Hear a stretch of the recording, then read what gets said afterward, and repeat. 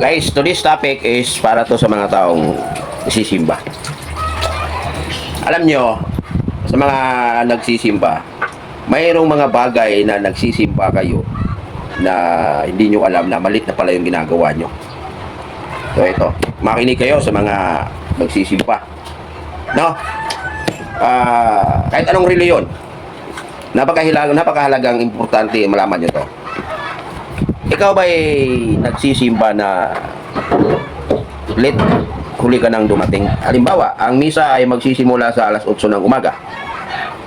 And then, dumating ka alas 8:05. Alas 8:10. Ganun, ganun. Lagi madalas mong ginagawa yan. O di kaya dumating ka ng alas 8:30. Kung kailan patapos na, saka ka dumating. May mga iilan na sinasadya nila na kung kailan patapos na saka sila pupunta o darating. Yan guys ay isang maling gawain. Kung ikaw habit mo ng ganyan,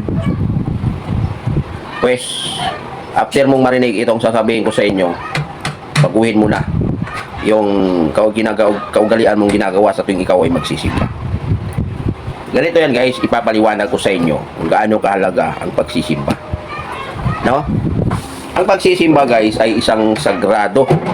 Yan yung mga panahon na makipagkoneksyon ka sa Panginoon, sa Panginoong Diyos. Yan yung mga panahon, yan yung mga oras na makipagkita ka sa Kanya. At yan yung mga oras, no, na makikita ka ng Panginoong Diyos. Yang pagsisimba. Ngayon, kung ikaw huli ka nang dumating sa misa, nalit ka, dapat mo pa bang ituloy ang iyong pagsisimba kahit nahuli ka na? Well, sa mga gumagawa ng ganyan, etong masasabi ko sa inyo. Pag ikaw huli ka nang dumating sa pagmisa, hindi ka nakapagsimula sa misa, ang maipapayo ko sa iyo ay mas maiging umuwi ka na lang. Umuwi ka na lang. Bakit? Kasi nahuli ka. No? Ang pagsisimba guys, no, ang mga oras na makipag-meet ka sa Panginoong Diyos, makipagkita ka sa Kanya, makipag-usap ka sa Kanya, ay dapat mahalaga. Mahalaga yan. Parang eroplano yan guys. Halimbawa, pupunta ka ng Hong Kong. Di ba? Punta ka ng Hong Kong, ang flight mo ay alas 10 ng umaga. So may oras. Ang eroplano guys, yung eroplanong sasakyan mo, pagdating ng alas 10 ng umaga yan, maliban na lang kung may mga medyo malanganin yung kung may mga mabibigat na dahilan. Pagdating ng alas 10 ng oras ng alas 10 guys, dilipad at dilipad yung eroplano. Wala yang pakialam kung may naiiwan. Kung naiiwan ka, walang pakialam yan. Ang makakasakay lang sa kanya, yung mga dumating sa tamang oras. Ganon din yung pagmimisa. Nasabi ko sa inyo, ang pagsimba, ang pagmisa ay isang sagrado. Di ba? So pag dumating ka ng huli, hindi ka nakasakay. Hindi ka nakasakay. Kasi ang Panginoong Diyos guys, hindi yan katulad nating mga tao. Na ang mga tao, kahit nahuli ka, okay lang. Okay lang sa Kanya. Ang tao, pag sinabing alas 10, kadalasan hindi nasusunod yung oras. Sila hindi, iba. Pagdating ng alas 10, nandyan na agad yan sila. Ganon yun. Ibig sabihin, pag nahuli ka, hindi ka nakasakay. Naiiwan ka sa eroplano. So yung ikaw, dahil huli kang dumating sa pagmisa, useless lang ang pagpunta mo sa simbahan. Useless lang pagpunta mo sa misa, sa pagsamba mo. Bakit? Nahuli ka eh. Pag nahuli ka, hindi ka nakasama doon sa programang misa na yun, yung pagsimba na yun, hindi ka nakasama doon. Kahit anong gagawin mo doon, wala nang kwenta yun. Useless na yun. Kaya ang may papayo ko sa iyo, kung ikaw madalas mong ginagawa yan, nahuli kang dumating sa simbahan, mas maigi pang umuwi ka na lang. Kasi sayang lang yung oras at panahon mo doon.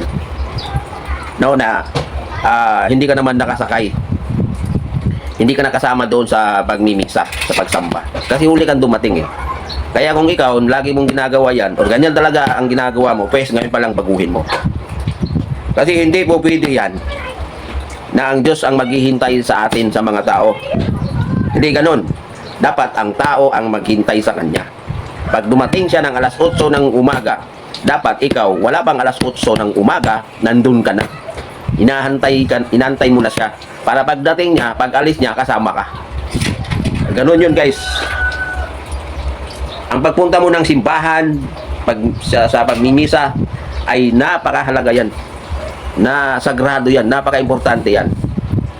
So kung ikaw, nagsasamba ka, huli, lagi kang mahuli, baguhin mo na yan, par. Mga marikoy. Pag magsimba ka, dapat nauuna ka. Hindi yung kung kailan na nagsimula na, saka ka dumating. Sayang lang, umuwi ka na lang. Pagka yan ang ginawa mo lagi, umuwi ka na lang. Ganun yun, guys. No? Kasi ang Panginoong Diyos, guys, ay napaka-stricto niyan. Napaka-stricto niyan. Ganun lang, yun lang masasabi ko sa inyo, guys. So, yun.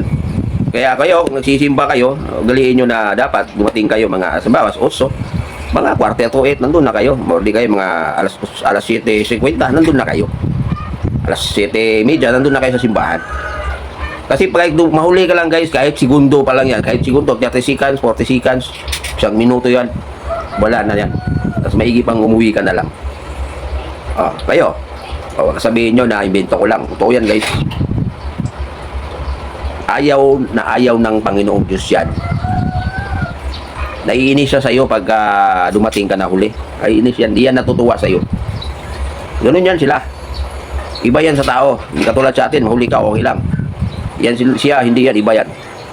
Kaya kung ikaw nagsisimba ka, lagi kang huling dumating, pues ngayon pa lang, baguhin mo ang nakaugalian mo ng pagsimba na lagi kang huli. So, nagustuhan mo ba yung sinasabi ko?